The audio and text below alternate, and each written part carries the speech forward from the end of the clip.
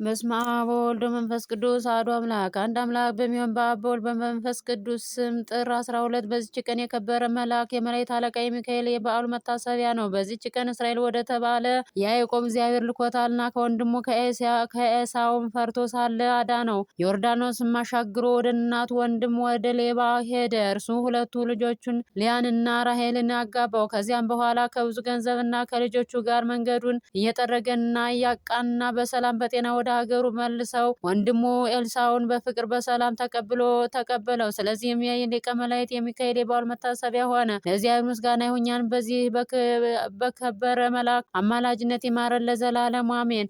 በዚች ዕለት የምስራቅ ሰው ጽኑ ኃይለኛ የሆነ ቴዎድሮስ በናድ ሌዎስ በሰማዕትነት ሞተ። ይህም ታላቅ ተጋዳይ ከአንጾኪያ ሀገር ሰዎች ከመንግስት ወገን ነው። የአባቱ ስም ሲራኮስ ነው ሲራኮስ ይባላል። የንጉስም የጭፍራ አለቃ ነው።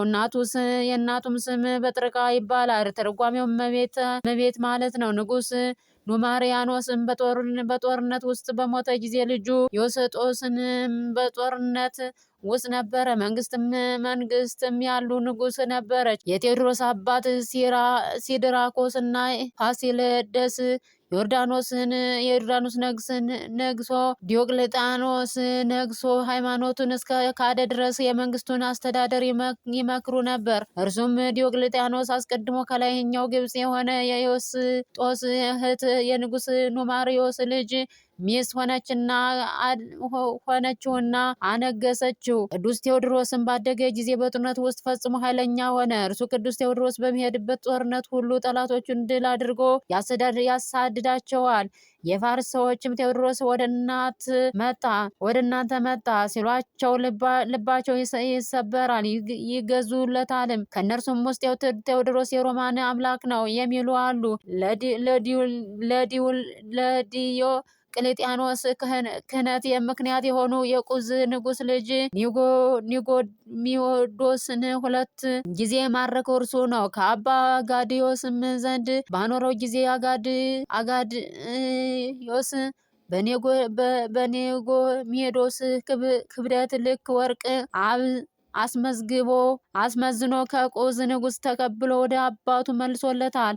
የከበረ ቴዎድሮስ በናድሌዎስም በጦርነት ቦታ ቡናቢስ በሚባል ወንዝ አጠገብ ሳለ ስሙ ለወንድዮስ የሚባል ወዳጁም ሳለ ከዚህ በኋላ በአንዲት ዕለት ራእይን አየ። ከምድር እስከ ሰማይ የሚደርስ መሰላል አየ። በላዩም በታላቅ ዙፋን ጌትነት ተቀምጧል። በዙሪያውም ብዙ እልፍ መላእክት ያመሰግናሉ።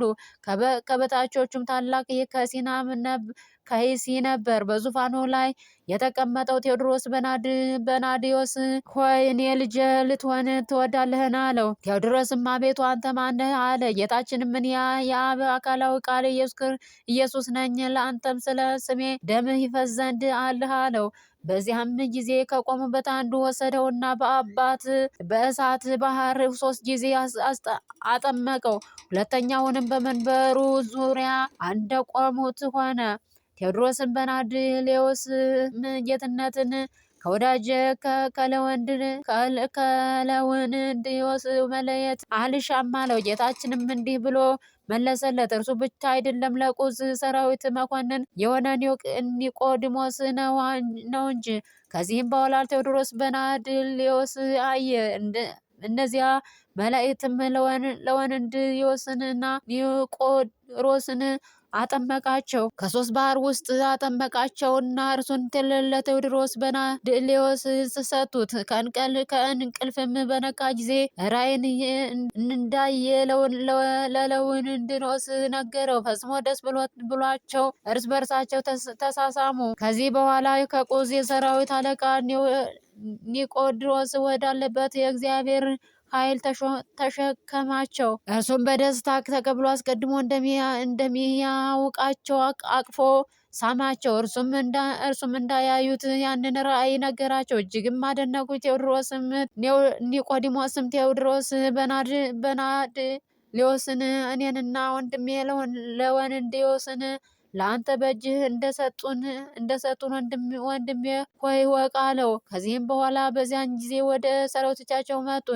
በክብር ባለቤት በጌታ ኢየሱስ ክርስቶስ ስለ ስሙ ደማቸውን ሊያፈሱ ተስማሙ።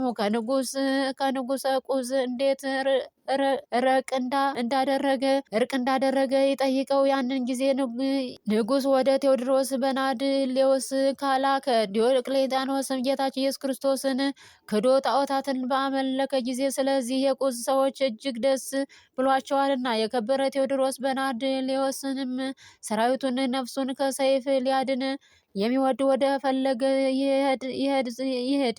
የክብር ባለቤት ስለሆነ ስለ ጌታችን ኢየሱስ ክርስቶስ ስም ግን መጋደልን የሚሻ ከእኛ ጋር ይኑር አላቸው። ሁሉም በታላቅ ድምፅ አንተ የምትሞትበትን ሞት እኛ ከአንተ ጋር እንሞታለን፣ አምላክንም አምላካችን ነው ብለው አምላካችን ነው ብለው ጮኩ። የተመሰገነ ቴዎድሮስም ዳግመኛ ነገርኳችሁ፣ እውነት ከሆነ ሁላችሁም ወደዚህ ወንዝ ወርዳችሁ በአብ ወልድ በመንፈስ ቅዱስ ስም 3 ጊዜ ተጠመቁ አላቸው። በዚህም ጊዜ ልብሳቸውን አውልቀው ወደ ወንዙ ወርደው እንዳላቸው ተጠመቁ። ከውሃውም ሲወጡ ከሰማይ እንዲህ የሚል ቃል ሰሙ። ምስክሮቼ በርቱ፣ ጽኑ፣ አሸናፊዎችም ሁኑ፣ እኔ ከእናንተ ጋር እኖራለሁና። የከበረ ቴዎድሮስ በናድሌዎስንም ወደ አንጾኪያ ከተማ አቅራቢያ በደረሰ ጊዜ ሰራዊቱን ከከተማ ውጭ ትቶ ከሁለቱ ወዳጆቹ ከለውን ዲዮስንና ከኒቆሮስ ጋር ገባ። ንጉስም በክብር ተቀብሎ ስለ ጦርነት ወሬ ስለ ሰራዊቱም ጠየቀው። እርሱም የሆነውን ሁሉ ነገረው። ከዚህ በኋላ ለአጾልን ስለ መስገድ አወሳ። የክብር ቴዎድሮስ በናድሌዎስም ንጉሱን ገሰሰው፣ ዘለፈውም። እንዲሁም ወዳጆቹ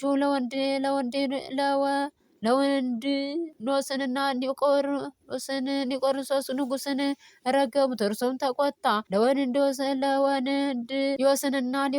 ኒቆሮስን ወደ ሜዶን ሀገር ወስደው በዚያ ያሰቃያቸው ዘንድ አዘዘ። ኒቆሮስ የፋሪስ ሀገር የሰራዊት አለቃ መኮንን ስለከበረ ከፋሪስ ሰዎች የተነሳ ዲዮቅልጥያኖስን ፈርቷቸዋልና በዚያም ለወንድዮስንና ኒቆሮስን ባሰቃያቸው ጊዜ በዚች ቀን ጥር 12 የሰማዕታት አክሊልን ተቀበሉ። የከበረ ቴዎድሮስ በናድሌዎስን ግን ኮሞል በሚባል ታላቅ እንጨት ላይ አስተኝተው ቁጥራቸው 153 በሆኑ በረጃጅም የብረት ችንካሮች እንዲቸነከሩ አዘዘ። እግዚአብሔርም መልአኩን ሚካኤልን ወደ እርሱ ልኮ በመከራው ሁሉ አጸናቸው። በዚያም ጊዜ የክብር ባለቤት ጌታ ኢየሱስ ክርስቶስ ተገለጸለትና የመረጥኩህ ቴዎድሮስ ሆይ ሰላም ይሁንልህ፣ ይህን ሁሉ መከራ ስለ ስሜ ታግሰሃልና ብፁዕ ነህ። ይህን ከሃዲ ንጉሥ ታስፈራው ዘንድ እሊህን ብርቶች ከስጋ ውስጥ አውጥቼ እንዳደንሁህ ተሻለህን አለው። ቴዎድሮስም በናዲዮስም ጌታችንን እንግዲህ ስለከበረ ስም ሞት ይሻለኛል አለው። ሁለተኛም የክብር ባለቤት ጌታ ኢየሱስ ክርስቶስ ወዳጄ ቴዎድሮስ በናድሌዎስ ሆይ እንሆ 3 አክሊላትን አዘጋጅቼልሃለሁና አንደኛው ስለ ድንግልና፣ ሁለተኛው የዚህን ዓለም ክብር ትተህ መከራ ስለተቀበል፣ ሶስተኛው ስለ ስሜ ደምህን ስለ አፈሰስ ነው አለው። እኔም ቃል ኪዳን ሰጠው። ስምህንም ለሚጠራና መታሰቢያን ለሚያደርግ በሁለት ቦታ ከመከራ ሁሉ አድነው ዘንድ ለድሆች ምጽዋት የሰጠሁን ስለ አንተ በቤተ ክርስቲያን መባ ያገባውን የገድልህን መጻሕፍት ያጻፈውን ቤተ ክርስቲያንንም የሰራውን ሁሉንም ኃጢአቱን ይቅር ብዬ መንግስተ ሰማያትን አወርሰዋለሁ። ጌታችንም ይህንን ቃል ኪዳን ከሰጠው በኋላ ወደ ሰማይ ዋረገች። ቴዎድሮስም 3ቱን አክሊሎች ሲሰጡት 3ቱን መላእክት አየ። በዚያም ጊዜ የከበረች ነፍሱን በእግዚአብሔር እጅ ሰጠ። ቴዎድሮስም በናድሌዎስም ካረፈ በኋላ ንጉሥ ዲዮቅልጥያኖስ ለጣዖት ያሰግዳቸው ዘንድ ወደ ቅዱስ ቴዎድሮስ ሰራዊት የጣቶቹን ካህናት ላከ። ሁለተኛም ንጉሥን የሚወድ ለአማልክት ይስገድ እያለ የሚዞር አዋጅ ነጋሪ አዘዘ። የቴዎድሮስ በናዴሌዎስ ሰራዊትም የነገስታት ንጉሥ የጌቶች ጌታ ከሆነ ከጌታችን ከኢየሱስ ክርስቶስ በቀር ሌላ አምላክ የለም ብለው ሁሉም ጮኹ። ንጉሥም ሰምቶ ራሳቸውን በሰይፍ ይቆርጣቸው ዘንድ አዘዘ። ቁጥራቸውም 250,000 ሆነ። በሰማዕታት ራሶች ላይ አክሊልን የሚያኖሩ ብርሃናውያንና መላእክት አየሩን መሉት። ለእግዚአብሔር ምስጋና ይሁን፣ እኛን በሰማዕታት ሁሉ ጸሎት ይማረን፣ በረከታቸው ከኛ ጋር ትኑር ለዘላለሙ አሜን። በዚችም ቀን የቅዱሳን የሰማዕቱ የዮልያኖስ የመነኮሰው የዳንኤል መታሰቢያው ነው። የይስሐቅም ልጅ ያዕቆብ የልጁ መታሰቢያ ነው። በረከታቸው ከኛ ጋር ትኑር ለዘላለሙ አሜን። በዚች ቀን የክብር ባለቤት ጌታችንና ፈጣሪያችን ኢየሱስ ክርስቶስ የገሊላ ክፍል በሆነች በቀናች በሰርግ ቤት የሰራው የታምራቱ መታሰቢያ ይደረግ ዘንድ የቤተ ክርስቲያን መምህራን ሰሩ። ቅዱስ ወንጌል እንደተናገረ ይህንን የታምራቱ መጀመሪያ ናት። ውሃውን ለውጦ መዓዛው የሚጥም ጣፋጭ ወይንን አድርጎላታልና በዚያም አሳዳሪ ምስክር ሆነ። ሙሽራውን በጠራው ጊዜ ሰው ሁሉ መልካሙን ጠጅ አስቀድሞ ያጠጣል። ከሰከሩም በኋላ ዝቅተኛውን ያጠጣል። አንተ ግን የተሻለውን ጠጅ ወደ ኋላ አጠጣህ አለው። ጌትነቱም ገለጠ።